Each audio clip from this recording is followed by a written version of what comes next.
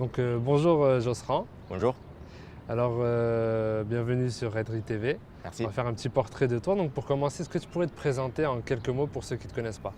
Josra Makila, 21 ans, humoriste toulousain, qui est né dans une cité, en Palo.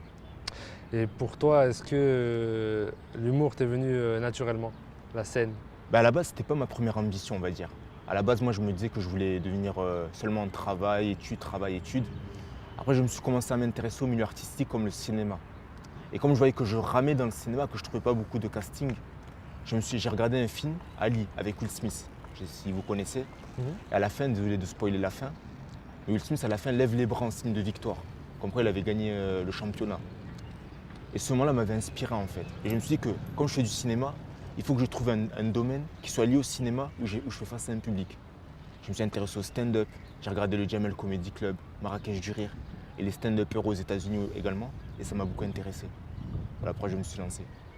D'accord. Et le travail que tu as dû fournir, est-ce qu'il était plus difficile que prévu ou ça a été simple? Ah, c'est que travailler, ce travail-là que j'ai fourni, et que je fournis d'ailleurs même aujourd'hui comme toujours, ça demande beaucoup de détermination, comme je dis.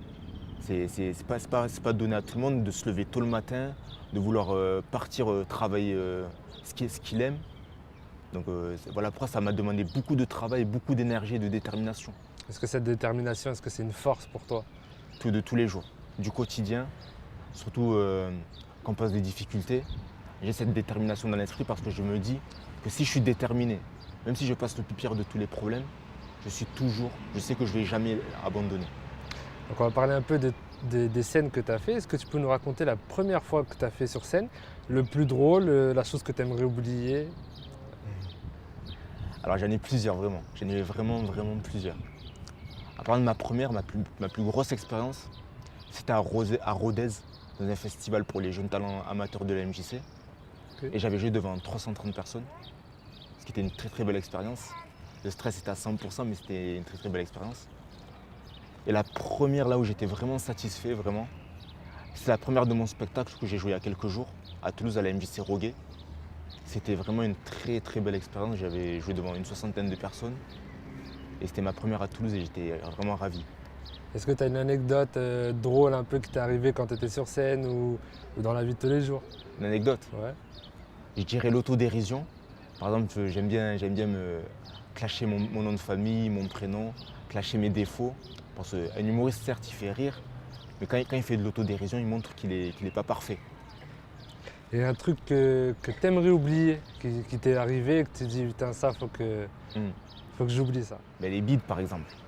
Par exemple, moi, je me disais que, certes, quand je commençais dans le stand-up, je vais me prendre des bides. Faut que je les assume. Et ça, je me suis dit que si je veux devenir un jour comme les Jamel Debbouze, Ahmed Silla, il faut que j'encaisse les bides jusqu'à ce que je sois au top niveau.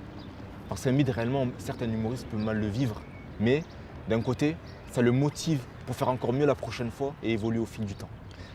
Et tu te voyais où il y a 5 ans? À la base, il y a 5 ans, j'avais même pas l'ambition de faire du stand-up. Je me disais, j'allais être Cannes, Hollywood. Au final, je me suis dit, là, je suis dans le stand-up. Je suis sur l'affiche à Toulouse et ça me fait vraiment plaisir. J'ai même mon spectacle, un humoriste qui vient d'Angola. Et dans 5 ans, tu te vois où? Dans 5 ans. Vraiment, je me vois même. Je me dis, j'aurais même déjà fait le Jamel Comedy Club. Vraiment.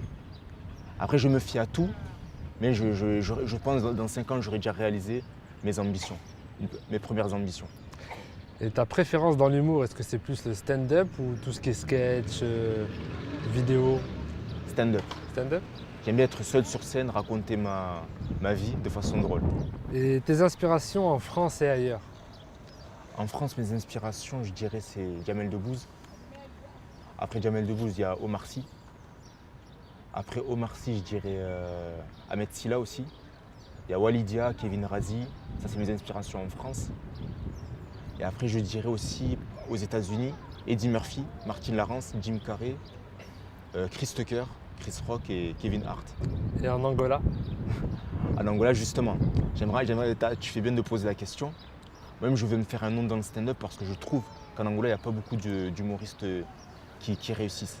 Parce qu'en Angola, on est souvent stéréotypé comme quoi on est bon que pour la danse et la musique. Moi, je suis un humoriste, je ne suis pas bon pour la danse, je ne suis pas bon pour la musique. Et voilà pourquoi je veux montrer que nous, les Angolais, on peut être bons pour l'humour aussi. Et si tu devais former un duo avec un humoriste quelconque dans n'importe quel pays, tu choisirais qui te ressemble un peu, que tu pourrais faire un duo? Ah, vraiment, peu importe. Disons que la personne, on a les mêmes sujets, ça m'intéresse.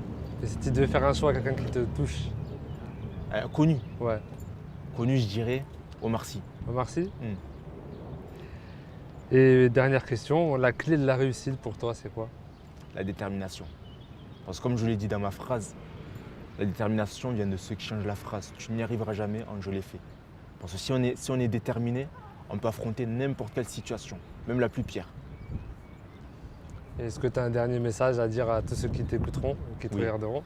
Alors tout ça pour vous dire que moi-même, je viens d'une cité, en Palo, et je transmets ce message à tous les jeunes de cité qu'il ne faut jamais qu'on se laisse abattre en disant que nous les jeunes de cité, on ne peut pas réussir, qu'on vienne d'Ampalo, de Rennery, de Bagatelle, de Bellefontaine, des Isards, ou même de la cité la plus pire, on peut toujours s'en sortir, toujours réussir. Il ne faut jamais laisser les gens nous dire qu'on n'y arrivera pas. On est capable.